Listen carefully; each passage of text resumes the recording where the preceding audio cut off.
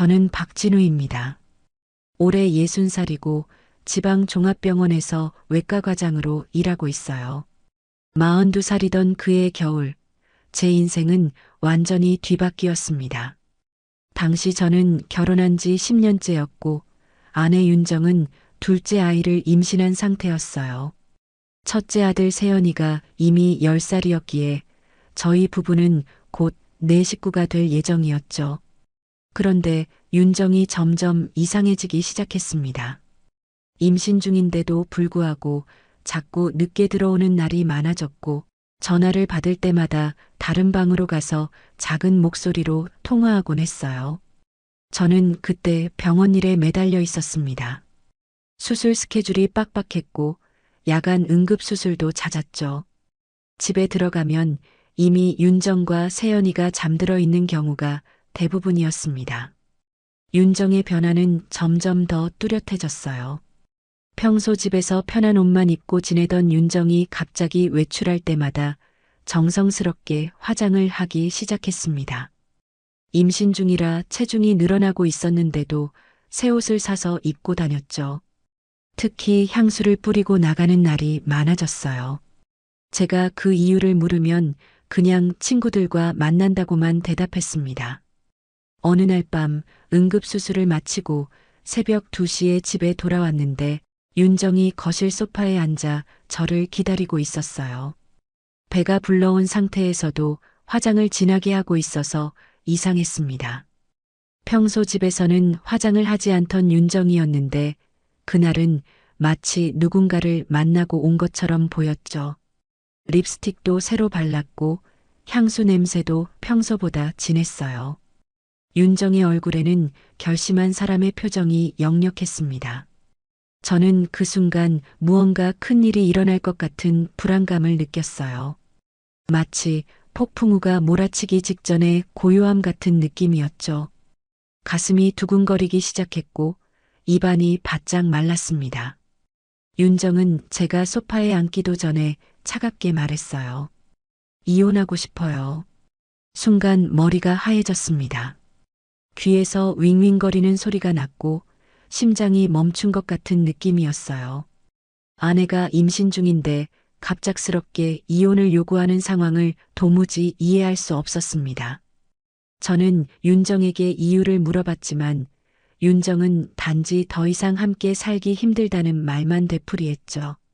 그날 밤 저는 잠을 이루지 못했어요. 침대에 누워서 천장을 바라보며 온갖 생각이 머릿속을 휘몰아쳤습니다. 윤정은 이미 마음을 정한 듯 보였고 저 역시 지쳐있던 상태였어요. 병원 일에 매달리느라 가정에 소홀했던 것도 사실이었죠. 결국 저는 윤정의 요구를 받아들이기로 했습니다. 몇 주 후 이혼 절차가 진행되면서 충격적인 사실을 알게 되었어요.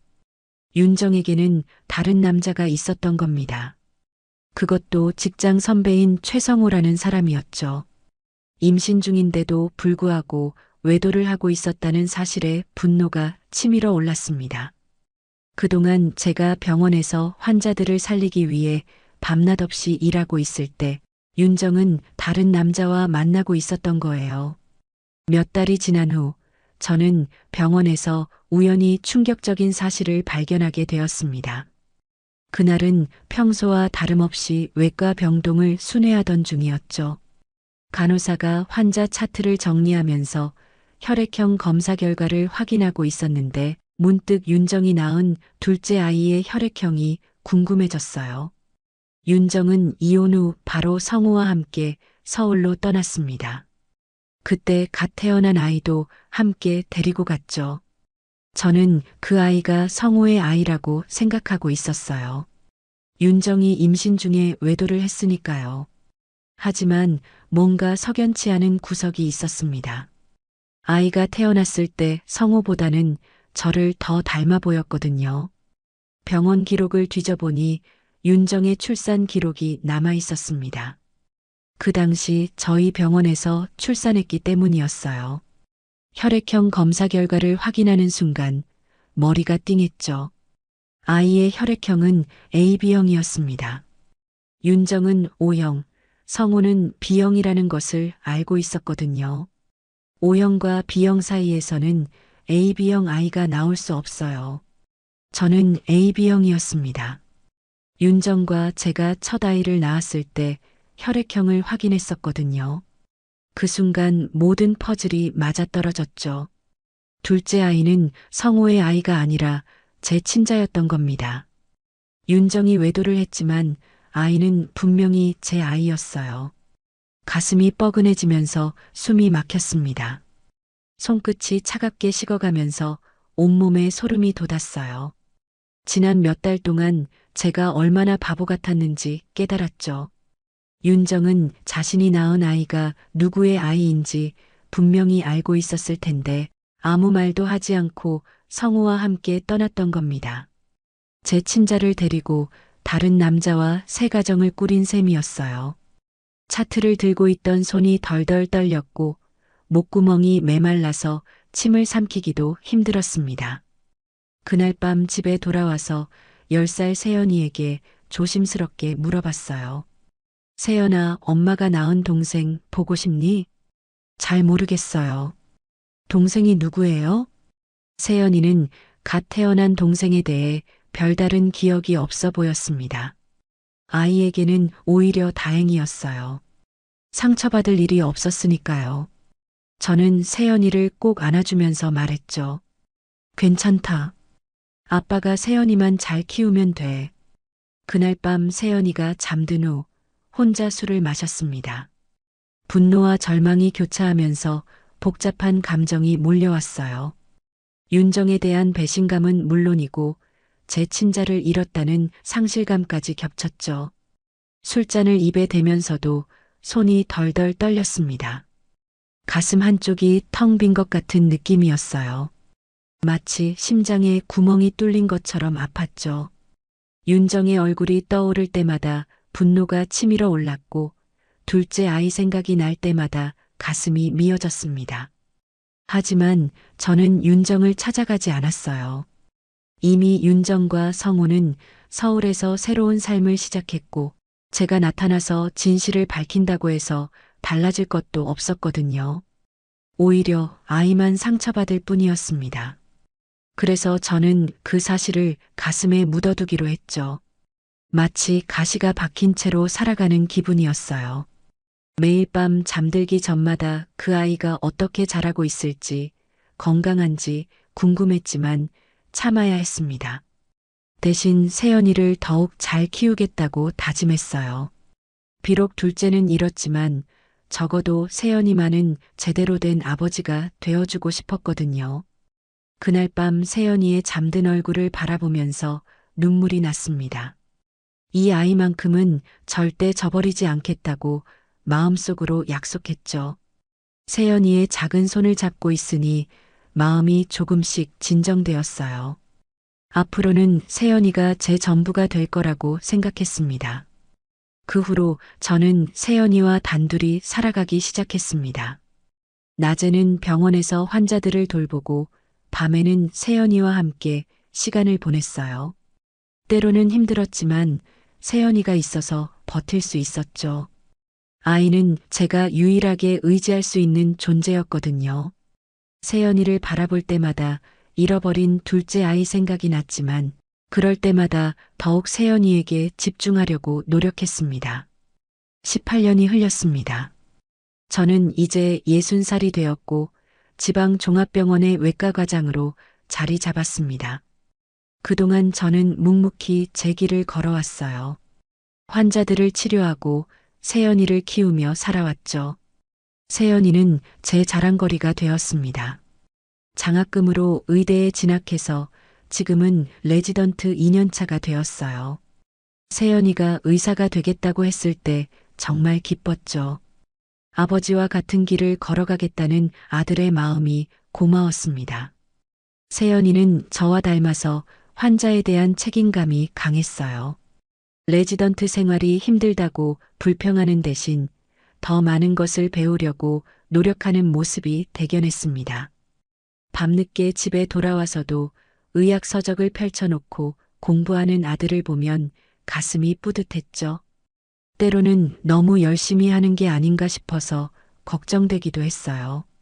한편 윤정과 성우는 어떻게 지내고 있을까 궁금했지만 일부러 알아보지는 않았습니다. 가끔 서울에서 온 환자들을 통해 소식을 들을 때가 있었어요. 성우가 대기업 간부였다가 비리 사건에 연루되어 실직했다는 이야기였죠. 사업에도 실패해서 가정 형편이 많이 어려워졌다고 했습니다. 그들의 삶이 순탄하지 않다는 소식을 들었지만 별다른 감정이 들지 않았어요. 오히려 그런 소식을 들을 때마다 세연이와 함께 성실하게 살아온 제 선택이 옳았다는 생각이 들었죠. 특히 성우와 윤정 사이에서 태어난 딸이 선천성간 질환을 앓고 있다는 이야기도 들었습니다. 어릴 때부터 몸이 약해서 자주 병원을 드나들었다고 했어요. 그 이야기를 들었을 때 가슴 한쪽이 아렸지만 저는 모른 척했죠. 제가 나서서 도울 이유도 없었고 그럴 의무도 없다고 생각했습니다. 하지만 마음 한구석에서는 그 아이가 제 친자라는 사실 때문에 신경이 쓰였어요. 어느 날 오후 응급실에서 급한 연락이 왔습니다. 간 질환으로 위독한 18세 소녀가 실려왔다는 내용이었어요. 저는 서둘러 응급실로 향했죠. 복도를 걸어가면서 평소와 다름없는 응급 환자라고 생각했습니다. 환자의 상태를 확인하니 선천성간 질환으로 보였고 즉시간 이식이 필요한 상황이었어요.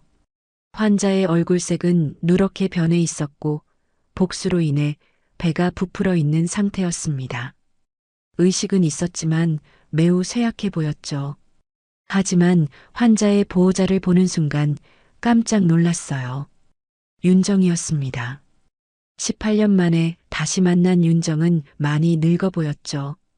예전에 화려했던 모습은 온데간데 없고 초라한 행색에 얼굴도 많이 상해 있었어요. 머리카락은 성성하게 변해 있었고 옷차림도 보통 사람들과 다를 바 없었습니다. 윤정도 저를 알아봤는지 당황하는 기색이 역력했죠. 순간 시간이 멈춘 것 같은 느낌이었어요. 환자는 최지수라는 이름의 18세 소녀였습니다. 바로 제가 혈액형으로 확인했던 그 아이가 이제 18살이 되어 제 앞에 나타난 겁니다. 지수는 의식을 잃은 상태였고 간 기능이 급격히 악화되고 있었어요. 검사 결과를 보니 간경화가 상당히 진행되어 있었고 시간이 많지 않아 보였습니다. 의학적 판단으로는 당장간 이식을 받지 못하면 생명이 위험한 상황이었어요. 윤정은 제게 간절하게 말했습니다. 지수를 살려줘. 제발 부탁이야. 다른 병원에서는 모두 포기하라고 했어. 하지만 저는 단호하게 대답했어요. 간은 줄 수 있어도 가족이 될 수 없습니다. 18년 전의 상처가 다시 되살아나면서 가슴이 아팠지만 저는 마음을 바꾸지 않았습니다. 윤정이 눈물을 흘리며 계속 애원했지만 과거의 배신에 대한 분노가 아직도 제 마음속에 남아 있었거든요. 제 친자였지만 이미 남의 아이가 되어버린 지수를 위해 제가 나설 이유는 없다고 생각했어요. 그날 이후로 며칠이 지났습니다. 윤정은 병원을 떠나지 않고 계속 머물면서 지수의 상태를 지켜보고 있었어요. 저는 최대한 윤정을 피해 다녔지만 병원이라는 공간에서 완전히 마주치지 않을 수는 없었죠. 가끔 복도에서 마주칠 때마다 윤정은 저에게 간절한 눈빛을 보냈지만 저는 모른 척하고 지나갔습니다. 지수의 상태는 점점 악화되고 있었어요. 다른 의료진들도 간 이식 외에는 방법이 없다고 판단했지만 적합한 공여자를 찾기가 쉽지 않았습니다. 더욱이 지수의 혈액형이 특이해서 매칭되는 간을 구하기가 더욱 어려웠죠. 시간이 갈수록 지수의 생명이 위험해지는 상황이었습니다. 어느 날 오후 저는 병원 로비에서 뜻밖의 광경을 목격했어요. 세연이가 휠체어에 앉은 지수와 대화를 나누고 있었습니다. 세연이는 레지던트 가운을 입고 있었고 지수는 병원복을 입은 채 창가에 앉아 있었죠. 두 사람은 서로 모르는 사이였지만 자연스럽게 대화를 나누고 있는 모습이었어요. 저는 멀리서 그 광경을 지켜봤습니다. 세연이는 평소처럼 환자에게 친절하게 말을 걸고 있었고, 지수는 세연이의 말에 귀 기울이며 웃음을 보이고 있었어요. 두 사람이 함께 있는 모습을 보니 묘한 기분이 들었습니다. 18년 전에 헤어진 남매가 이런 식으로 다시 만나게 될 줄은 상상도 못했거든요. 세연이는 지수에게 병원 생활에 대해 이야기해주고 있었습니다. 환자로서 힘든 점이 있으면 언제든 간호사들에게 말하라고 조언해주기도 했어요. 지수는 세연이의 친절함에 고마워하는 표정이었죠. 두 사람 모두 서로가 남매라는 사실을 전혀 모르고 있었습니다. 그때 윤정이 나타났어요. 윤정은 세연이를 보자마자 깜짝 놀라는 표정을 지었습니다. 18년 만에 보는 첫째 아들의 모습에 감격한 듯 보였어요. 하지만 세연이는 윤정을 알아보지 못했죠. 세연이가 너무 어렸을 때 헤어졌기 때문에 기억하지 못하는 게 당연했습니다. 윤정은 떨리는 목소리로 세연이에게 말했어요. 혹시 박세연 선생님이신가요? 저희 딸을 돌봐주셔서 정말 고맙습니다. 세연이는 정중하게 대답했습니다. 환자를 돌보는 건 당연한 일입니다. 지수 양이 힘든 시간을 잘 견디고 있어서 다행이에요. 그 순간 저는 가슴이 미어지는 듯한 느낌을 받았어요. 윤정이 세연이를 바라보는 눈빛에는 그리움과 미안함이 가득했습니다. 하지만 세연이는 윤정이 자신의 친어머니라는 사실을 전혀 모르고 있었죠. 저는 그 광경을 더 이상 지켜볼 수 없어서 자리를 떠났습니다. 그날 밤 집에 돌아온 세연이는 저에게 지수에 대한 이야기를 했어요. 나이는 어리지만 의젓하고 착한 환자라면서 간 이식을 받을 수 있게 되기를 바란다고 했습니다. 세연이의 순수한 마음을 보니 마음이 더욱 복잡해졌어요. 만약 세연이가 지수가 자신의 친동생이라는 사실을 안다면 어떤 반응을 보일까 궁금했지만 차마 말할 수는 없었습니다. 그날 밤 잠자리에 들면서 많은 생각이 들었어요. 18년 동안 묻어두었던 진실이 서서히 드러나고 있는 것 같았습니다. 하지만 아직도 저는 윤정을 용서할 수 없었고 지수를 도와줄 마음도 없었어요. 과거의 상처가 너무 깊었거든요. 다음 날 오후 세연이가 병원 로비에서 윤정과 지수를 다시 마주쳤습니다. 이번에는 우연이 아니었어요. 윤정이 세연이를 기다리고 있었던 겁니다. 지수는 휠체어에 앉아 있었고 얼굴색이 어제보다 더 안 좋아 보였죠. 황달 증상이 심해져서 피부가 노랗게 변해 있었고 눈동자도 누런빛을 띠고 있었습니다. 세연이는 평소처럼 친절하게 지수의 안부를 물어봤어요. 윤정은 떨리는 목소리로 세연이에게 말을 걸었습니다. 18년 동안 보고 싶었던 아들 앞에서 어떤 말을 해야 할지 몰라 하는 모습이었어요. 손끝이 떨리고 있었고 입술도 바들바들 떨고 있었죠. 세연이는 윤정을 그저 환자 보호자로만 생각하고 있었습니다. 윤정의 복잡한 감정을 전혀 눈치채지 못했어요. 그때 윤정이 용기를 내어 세연이에게 고백했습니다. 세연아, 엄마가 미안하다. 정말 미안해. 세연이는 갑작스러운 윤정의 말에 당황했어요. 처음엔 무슨 뜻인지 이해하지 못했죠. 하지만 윤정이 계속해서 과거 이야기를 하자 점점 상황을 파악하기 시작했습니다. 윤정이 자신의 친어머니라는 사실, 그리고 지수가 자신의 친동생이라는 충격적인 진실을 알게 된 겁니다. 세연이는 처음엔 혼란에 빠졌습니다. 18년 동안 아버지와 단둘이 살면서 어머니에 대한 기억이 거의 없었거든요. 갑자기 나타난 어머니와 동생의 존재가 믿어지지 않았죠. 하지만 윤정이 구체적인 과거 이야기들을 하면서 점점 진실임을 받아들이게 되었어요. 윤정은 세연이가 어렸을 때 좋아했던 장난감 이야기, 첫걸음마를 뗀 날의 기억까지 세세하게 말해줬습니다. 세연이의 마음은 복잡했어요. 어머니에 대한 원망과 그리움이 동시에 밀려왔죠. 왜 자신을 버리고 떠났는지, 왜 18년 동안 소식도 없었는지 궁금했습니다. 하지만 의사로서의 사명감이 더 컸어요. 눈앞에 생명이 위험한 환자가 있는데 개인적인 감정 때문에 외면할 수는 없었죠. 세연이는 지수를 바라보며 마음을 정했습니다. 세연이는 윤정에게 단호하게 말했어요. 환자를 살리는 건 의사의 의무입니다. 개인적인 감정과는 상관없어요. 그날 밤 세연이는 집에 돌아와서 저에게 모든 사실을 털어놓았습니다.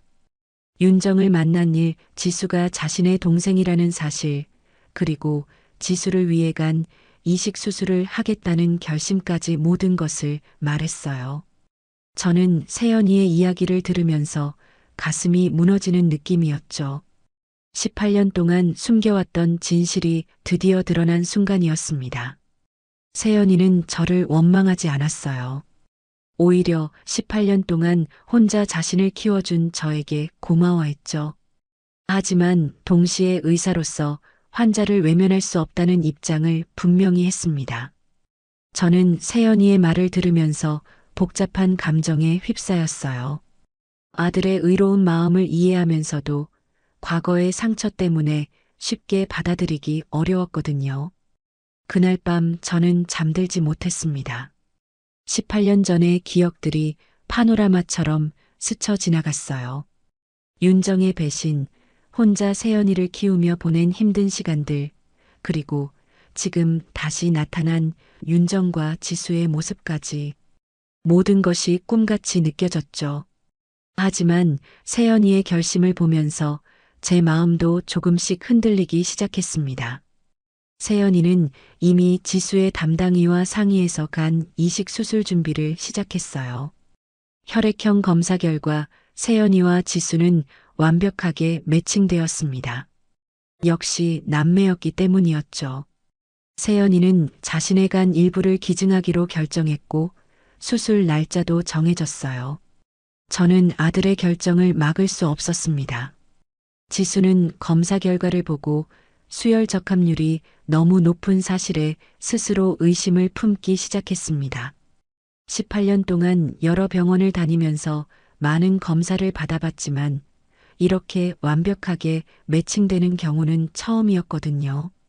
간 이식에서 이런 수치가 나오려면 혈연 관계가 있어야 한다는 사실을 지수도 알고 있었어요. 지수는 평소보다 조용해졌습니다. 병실에서 혼자 있을 때면 계속 생각에 잠겨 있었죠. 세연이가 병실을 찾아올 때마다 지수는 세연이의 얼굴을 유심히 관찰했어요. 어딘지 모르게 닮은 구석이 있다는 생각이 들었거든요. 특히 눈매와 미소 짓는 모습이 비슷했습니다. 지수는 점점 확신을 갖게 되었어요. 수술 전날 밤 지수는 세연이에게 조심스럽게 물어봤습니다. 병실은 조용했고 복도에서 들려오는 의료진들의 발소리만이 고요함을 깨뜨리고 있었어요. 지수는 침대에 반쯤 기대어 앉아 있었고 세연이는 의자에 앉아 내일 수술에 대해 설명해주고 있던 중이었습니다. 혹시 제가 당신 동생인가요? 세연이는 잠시 말을 멈췄습니다. 지수의 직접적인 질문에 당황하는 기색이 역력했어요. 하지만 이미 진실을 알고 있는 상황에서 거짓말을 할 수는 없었죠. 세연이는 지수의 눈을 바라보며 천천히 고개를 끄덕였습니다. 그리고 조용히 대답했어요. 난 네가 누굴 닮았든 상관없어. 지금은 내 환자니까. 지수는 세연이의 말을 듣고 복잡한 감정에 휩싸였습니다. 오빠가 있다는 사실이 기뻤지만 동시에 죄송한 마음도 들었어요. 18년 동안 떨어져 살았던 오빠가 자신을 위해 간을 기증한다는 것이 고마우면서도 미안했거든요. 지수는 눈물을 글썽이며 세연이를 바라봤습니다. 세연이는 지수의 손을 잡고 위로해줬어요. 비록 18년 동안 떨어져 살았지만 이제라도 만날 수 있게 되어 다행이라고 말했죠. 지수는 세연이의 따뜻한 마음에 감동받았습니다. 오빠라는 존재가 이렇게 든든할 줄 몰랐거든요. 그날 밤 지수는 잠들기 전에 많은 생각을 했어요. 어머니 윤정이 왜 세연이를 두고 떠났는지, 아버지 성호는 세연이에 대해 알고 있는지 궁금했습니다. 하지만 지금 중요한 건 수술이 성공하는 것이었죠. 세연이가 자신을 위해 희생하는 만큼 지수도 열심히 살아야겠다고 다짐했어요. 세연이는 병실을 나와서 복도를 걸으며 내일 수술에 대해 생각했습니다. 의학적으로는 별로 어려운 수술이 아니었지만 개인적으로는 의미가 깊었어요. 18년 만에 만난 동생을 살리는 일이었거든요. 세연이는 최선을 다해 수술에 임하겠다고 마음먹었습니다. 한편 저는 집에서 혼자 고민에 잠겨 있었어요. 내일이면 세연이가 수술을 받게 되고 지수도 새로운 삶을 시작하게 될 텐데 과연 제가 이 모든 상황을 받아들일 수 있을지 확신이 서지 않았습니다. 18년 동안 쌓인 원망과 분노가 하루아침에 사라질 수는 없었거든요. 하지만 세연이의 결정을 존중해야 한다는 생각도 들었어요. 수술은 성공했습니다. 6시간에 걸친 긴 수술이었지만 세연이와 지수 모두 무사히 수술을 마쳤어요. 저는 수술실 밖에서 기다리면서 복잡한 심정이었죠. 아들이 수술받는 것도 걱정되었고 지수의 수술이 성공하는 것도 마음 한편으로는 다행스러웠거든요. 18년 동안 묻어두었던 감정들이 서서히 올라오고 있었습니다. 수술실 앞 대기실은 긴장감으로 가득했어요. 윤정은 의자에 앉아 계속 손을 비비며 불안해하고 있었죠. 가끔씩 저와 눈이 마주치면 어색하게 시선을 돌렸습니다. 18년이라는 세월이 흘렀지만 여전히 우리 사이에는 해결되지 않은 상처가 남아 있었어요. 그동안 윤정이 어떻게 살았는지, 지수를 키우면서 얼마나 힘들었는지 궁금하기도 했지만 차마 물어볼 수는 없었습니다. 세연이는 회복실에서 깨어났을 때 가장 먼저 지수의 안부를 물어봤어요. 간호사가 지수의 수술도 성공적으로 끝났다고 알려주자 안도의 표정을 지었죠. 저는 세연이의 그런 모습을 보면서 아들이 얼마나 의로운 사람으로 자랐는지 새삼 깨달았습니다. 제가 혼자 키우면서 부족한 점이 많았을 텐데도 세연이는 훌륭한 의사가 되어 있었어요. 윤정은 수술이 끝나자 눈물을 흘리며 병실 앞에서 기다렸습니다. 지수가 의식을 회복하자 윤정은 안도의 한숨을 내쉬었죠. 18년 동안 병약했던 딸이 드디어 건강해질 수 있다는 희망을 갖게 된 겁니다. 하지만 윤정은 여전히 세연이를 제대로 마주보지 못했어요. 18년 전에 저지른 일에 대한 죄책감 때문이었습니다. 며칠 후 윤정이 저에게 찾아왔어요. 병원 로비에서 조용히 이야기하자고 했죠. 윤정은 많이 초라해진 모습이었지만 예전보다 진실한 표정을 하고 있었습니다. 세월이 흐르면서 많은 것을 깨달았다는 느낌이 들었어요. 저는 윤정과 마주 앉으면서 18년 만에 제대로 된 대화를 나누게 되었죠. 로비는 오후라서 한적했고 창문으로 들어오는 햇살이 따뜻했습니다. 윤정은 저에게 간절하게 부탁했어요. 세연이만이라도 가끔 볼 수 있게 해줘. 제발 부탁이야. 하지만 저는 단호히 응답했습니다. 그 아이는 당신을 기억에서 지웠습니다. 앞으로도 그럴 겁니다. 18년 동안 쌓인 분노와 실망이 한 번에 터져 나왔어요. 윤정이 떠난 후 제가 얼마나 힘들게 세연이를 키웠는지, 세연이가 어머니를 그리워하며 울던 밤들이 얼마나 많았는지 윤정은 알지 못했거든요. 특히 세연이가 어린 시절 다른 아이들이 엄마와 함께 오는 학교 행사에서 혼자 있을 때마다 제 마음도 아팠었습니다. 저는 더 이상 윤정이 세연이의 삶에 개입하는 것을 원하지 않았어요. 윤정은 제 말을 듣고 고개를 숙였습니다. 자신이 저지른 일의 무게를 이제야 제대로 깨닫는 것 같았어요. 18년 전 선택의 대가가 이렇게 클 줄 몰랐을 거죠. 윤정의 어깨가 작게 떨리고 있었고 눈가에는 눈물이 고여 있었습니다. 윤정은 더 이상 아무 말도 하지 않고 자리에서 일어났어요. 뒷모습이 무척 초라해 보였지만 저는 동정할 마음이 들지 않았습니다. 며칠 후 윤정과 지수는 병원을 떠났어요. 지수의 상태가 안정되면서 퇴원이 가능해졌거든요. 세연이는 지수에게 퇴원 후 주의사항들을 자세히 설명해 줬습니다. 정기 검진을 받아야 한다는 것, 무리하지 말아야 한다는 것, 그리고 건강한 생활을 유지해야 한다는 것들이었죠. 지수는 세연이의 말을 경청하며 고맙다는 인사를 전했습니다. 지수가 떠나는 날 세연이는 묘한 표정을 지었어요. 18년 만에 만난 동생과 다시 헤어지는 것이 아쉬워 보였습니다. 하지만 세연이는 자신의 감정을 드러내지 않았어요. 의사로서 환자를 치료했을 뿐이라는 입장을 고수했죠. 저는 그런 세연이의 모습을 보면서 대견하면서도 안쓰러웠습니다. 그 일이 있고 몇 주 후 저와 세연이는 병원 퇴근 후 평소 자주 가던 국밥집에서 마주 앉았습니다. 18년 동안 단둘이 살아오면서 이곳은 저희 부자의 특별한 장소가 되어 있었어요. 작은 테이블에 김이 모락모락 나는 국밥이 놓여 있었고 저희는 조용히 밥을 먹고 있었죠. 평소와 다름없는 일상이었지만 최근 일들 때문에 묘한 기분이 들었습니다. 세연이는 수술 후 회복도 빨랐고 일상으로 돌아가는데 별다른 문제가 없었어요. 하지만 저는 아들의 표정에서 뭔가 달라진 것을 느낄 수 있었습니다. 18년 만에 친동생을 만나 수술까지 해준 일이 세연이에게도 적지 않은 영향을 미쳤을 거라고 생각했거든요. 세연이는 평소보다 말수가 적었고 가끔 먼 곳을 바라보는 표정을 지었죠. 국밥을 한 숟가락 떠먹으며 저는 세연이를 바라봤습니다. 아들은 이제 28살의 어엿한 의사가 되어 있었어요. 어린 시절부터 지금까지 함께 보낸 시간들이 주마등처럼 스쳐 지나갔습니다.